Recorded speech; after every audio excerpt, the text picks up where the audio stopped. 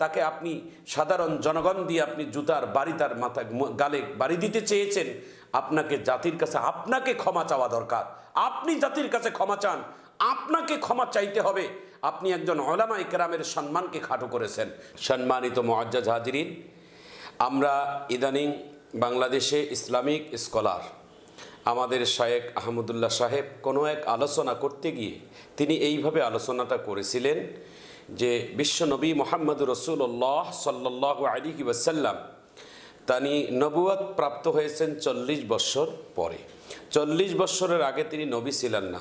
এই কথার পরিপ্রেক্ষিতে আর একজন ইসলামিক আলোচক, তিনি ভাই আমাদের জনপ্রতিনিধি, তিনি আমাদের ইসলামিক আলোচক, তিনি আরেকজন জনপ্রিয়তা বক্তা জনাব গিয়াসউদ্দিন তাহেরি ভাই, তেনার প্রতিবাদ করে তিনি এইভাবে আলোচনা করেছেন যে এই আলোচনার পরিপ্রেক্ষিতে তিনি বলেছেন শায়েখ আহমদুল্লাহ যদি লাইফে এসে যদি এটা যদি ভুল না স্বীকার করে তাহলে 24 ঘন্টার মধ্যে তাকে মামলা দিবেন, তার বিরুদ্ধে তাকে আলটিমেটাম দিয়েছেন।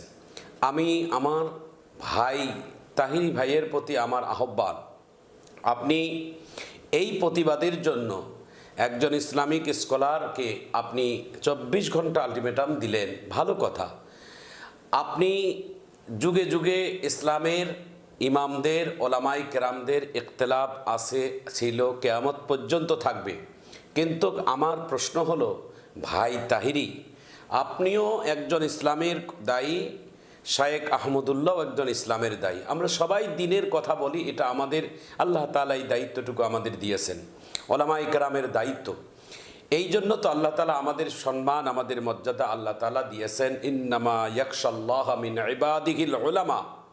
আল্লাহ তাআলা বলেছেন, আমি ওলামায়ে কেরামদেরকে তো এই জন্যই তাদেরকে সম্মান বৃদ্ধি করেছি যে তারা দ্বীনের কথা বলে, দ্বীনের দায়িত্বের কথা বলে।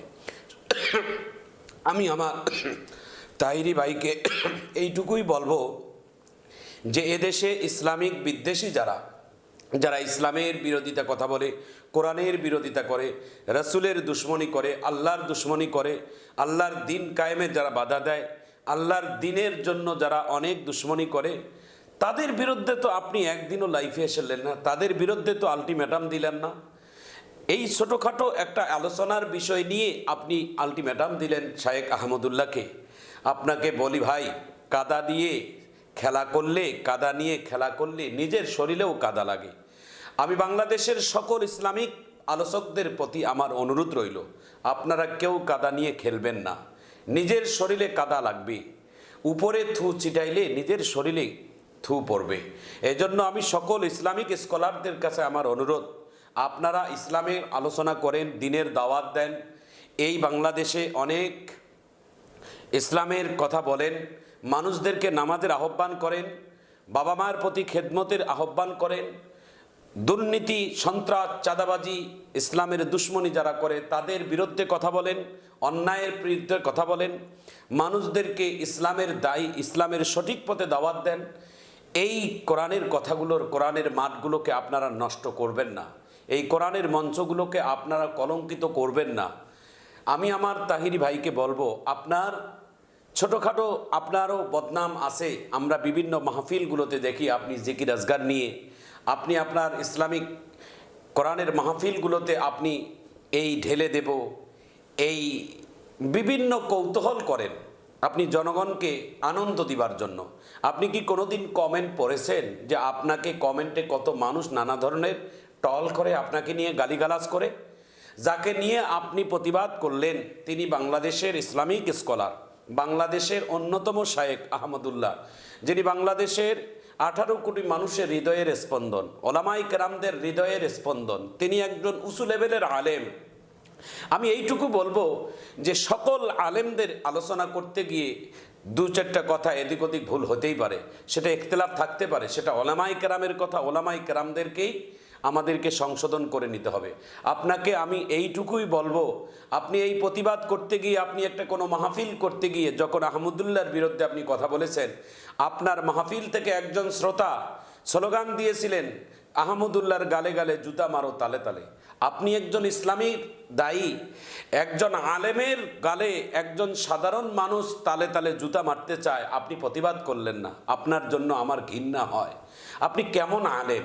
একজন আলেমকে সাধারণ মানুষ জুতার গালি দিবে, জুতার বাড়ি দিবে, আর আপনি সেটার প্রতিবাদ করলেন না। আপনি যদি সেখানে প্রতিবাদ করতেন তাহলে আপনি জাতির কাছে বড় হতে পারতেন। আমার সবার প্রতি অনুরোধ, আমি ইসলামিক সকল আলোচকদের প্রতি আমার অনুরোধ, কেউ কাউকে খাটো করার চেষ্টা করবেন না। মানুষকে সম্মান দিতে শিখুন। মানুষের সম্মান আপনি দেবেন, আল্লাহ আপনার সম্মানের মাকামকে বাড়িয়ে দিবে। নবীর একজন সাহাবী, নাম তার হাফসির কালো বেলাল, মসজিদে নববীর তিনি ছিলেন একজন মুয়াজ্জিন।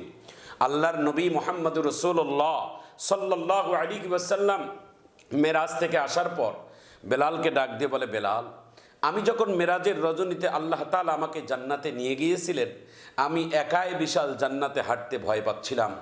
আমি একজন বন্ধু খুঁজছিলাম, যে আমার একজন বন্ধুর দরকার। বেলাল, জান্নাতের ভিতরে মনে হচ্ছিল যে তুমি বেলাল আমার আশেপাশে আসো। সুবহানাল্লাহি বিহামদিহি। আমি হযরত বেলালকে প্রশ্ন করলাম, বেলাল, তুমি কি আমল করো যে তুমি রাত্রে ঘুমাইলে তুমি স্বপ্নের যোগে তোমার আত্মাটা আল্লাহর জান্নাতে যায়? হাফসির কালো বেলাল চোখের পানি ছেড়ে দিয়া বলে, ইয়া রাসূলুল্লাহ, ইয়া হাবিবাল্লাহ, আমার কোনো মূল্য নেই, আমার কোনো দাম নেই, আমার গোটা শরীরের চেহারা কালো, আমার বংশ নেই, আমার লেখাপড়া নেই, আমার টাকা নেই, আমার পোশাক পাতি নেই, আমার কোনো পরিচয় ছিল না।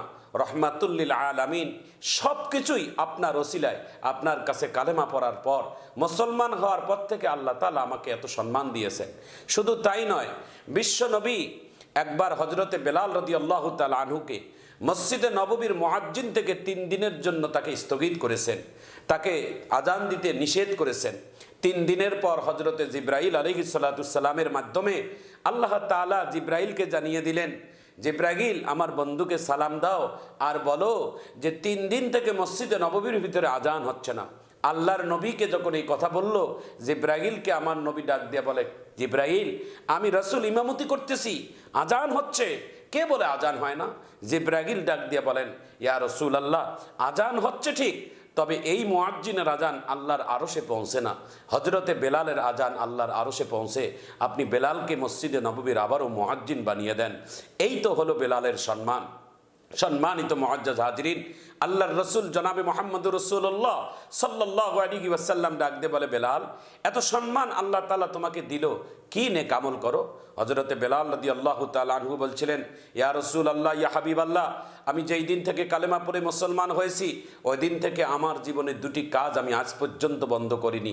নাম্বার 1, আমি সব থেকে নিজেকে ছোট মনে করি, নিজেকে সব থেকে নগণ্য জঘন্য মনে করি, নিজেকে সব থেকে পাপিষ্ট মনে করি, নিজেকে সব থেকে কম জাননেওয়ালা মনে করি। নিজেকে যারা ছোট মনে করবেন, মালিকের কাছে আল্লাহ তাআলা তার সম্মান বাড়িয়ে দিবেন। এজন্য কেউ কাউকে ছোট করবেন না, কেউ কাউকে খাটো করবেন না। এই কোরআনের মাহফিলে, এই কোরআনের ময়দানে যারা আপনারা খেদমত করতেছেন, জাতির উদ্দেশ্যে, সকলের উদ্দেশ্যে, আমি সকল ইসলামিক স্কলার ভাইদের উদ্দেশ্যে আমি একটাই অনুরোধ করব, আপনারা দ্বীনের দাওয়াত পৌঁছান। বেনামাজিদেরকে নামাজের জন্য আহ্বান করেন। পিতামাতার যারা খেদমত করে না, পিতামাতার সম্মান করার জন্য আহ্বান করেন। যারা দেশ ও জাতির দুশ্মন, তাদেরকে দেশ ও জাতির প্রেমিক হওয়ার আহ্বান করেন। যারা ইসলামের বিদ্বেষী কথা বলে, তাদের মোকাবেলা করেন। আপনারা এই সমস্ত দ্বীনের দাওয়াত দেন। এটাই আপনার ইখলাস হতে হবে। কোরআনের মাহফিলগুলোকে, এই মঞ্চগুলোকে আপনারা নষ্ট করবেন না, এই মঞ্চগুলোকে আপনারা কলঙ্কিত করবেন না। গান বাজনা দিয়ে এই মাহফিলগুলোকে নষ্ট করবেন না, গীত দিয়ে নষ্ট করবেন না, এইরকম আজে বাজে কথা দিয়ে জনগণকে আনন্দ দিয়ে এই মঞ্চগুলোকে নষ্ট করবেন না। এই মঞ্চগুলো অনেক দামি মঞ্চ। এই মঞ্চে আপনার আমার প্রিয় নবী মুহাম্মদুর রাসূলুল্লাহ সাল্লাল্লাহু আলাইহি ওয়াসাল্লাম এই মঞ্চগুলোর মধ্যে কোরআনের কথা বলছেন, মানুষদেরকে দাওয়াত দিয়েছেন। বিশ্ব নবী মুহাম্মদুর রাসূলুল্লাহ সাল্লাল্লাহু আলাইহি ওয়াসাল্লামের এই দায়িত্বটুকু তো উলামায়ে কেরামের। এই জন্য তো আল্লাহর রসুল জনাবে মুহাম্মদুর রাসূলুল্লাহ সাল্লাল্লাহু আলাইহি ওয়াসাল্লাম বলেন, আল উলামা ওয়ারাসাতুল আম্বিয়া ওয়া ইন্নাল আম্বিয়া লাম ইউয়ারিসু দীনারান ওয়ালা দিরহামা। হযরত উলামায়ে কেরাম আপনারা হচ্ছেন নায়েবে রসুল। নায়েবে রসুলদের কোনোদিন এই কাজ মানায় না, অন্যের অপবাদ করা, অন্যকে গালি দেওয়া, অন্যের অপবাদ জনগণের সামনে খাটো করা, জনগণ সাধারণ জনগণ হযরত ওলামায়ে কেরামের গালে জুতা মারবে, এটা বরদাস্ত করবে না। বাংলাদেশের কোনো মুসলমান এটাকে বরদাস্ত করবেন না। আমি তাহিরি ভাইকে বলবো, আপনার সামনে আহমদুল্লাহ সাহেবের গালে জুতা মারতে চায়, আপনি প্রতিবাদ করলেন না, এটা আপনার জন্য একটি সব থেকে জঘন্যতম একটা পরিচয় দিলেন। আপনার সামনে একজন ইসলামের বিশিষ্ট দায়ী, যিনি ইসলামিক স্কলার, যিনি বাংলাদেশের 18 কোটি মানুষের স্পন্দন, যিনি ওলামায়ে কেরামদের মাথার তাজ, তাকে আপনি সাধারণ জনগণ দিয়ে আপনি জুতার বাড়ি তার মাথা গালে বাড়ি দিতে চেয়েছেন। আপনাকে জাতির কাছে আপনাকে ক্ষমা চাওয়া দরকার। আপনি জাতির কাছে ক্ষমা চান, আপনাকে ক্ষমা চাইতে হবে। আপনি একজন ওলামায়ে কেরামের সম্মানকে খাটো করেছেন।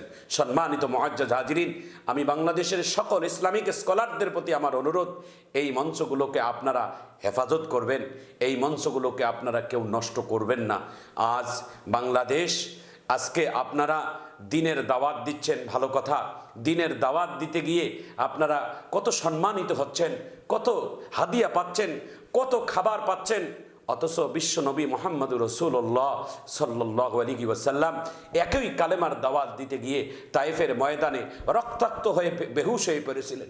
উহুদের ময়দানে দান মোবারক শহীদ হয়েছেন। বিশ্বনবী জনাবে মুহাম্মদুর রাসূলুল্লাহ সাল্লাল্লাহু আলাইহি ওয়াসাল্লাম এই দিনের কালেমার দাওয়াত দিতে গিয়ে মক্কা থেকে বিতাড়িত হয়েছেন। মক্কার নিজের লোকেরা আল্লাহর রসুলকে মারার জন্য ষড়যন্ত্র করেছেন। আল্লাহর রসুলের নিজের আপন চাচি আবু লাহাবের স্ত্রী নিজে হত্যা করার জন্য প্রচেষ্টা চালাইছেন। আমি সকলের প্রতি অনুরোধ করব, আজকে যে কালেমার দাওয়াত দিতে গিয়ে আপনি হাদিয়া পাচ্ছেন, যেই কালেমার দাওয়াত দিতে গিয়ে আজকে টাকা পাচ্ছেন, খাবার পাচ্ছেন, আজকে জনগণের কাছে ফুলের মালা পাচ্ছেন, অথচ একই কালেমার দাওয়াত দিতে গিয়ে আল্লাহর রসুলের পাথরের আঘাত খেতে হয়েছে, দান মোবারক পড়তে হয়েছে, রক্ত জমিনের মধ্যে পড়তে হয়েছে। আপনি কিসের কালেমার দাওয়াত দেন? আপনাকে স্বীকার করতে হবে, দিনের দায়ী যারা আপনারা, দিনের হক কথা বলা আমাদের সকলের দায়িত্ব। আল্লাহ তাআলা আমাদের সকলকে দিনের হক কথা বলার তৌফিক দান করুন।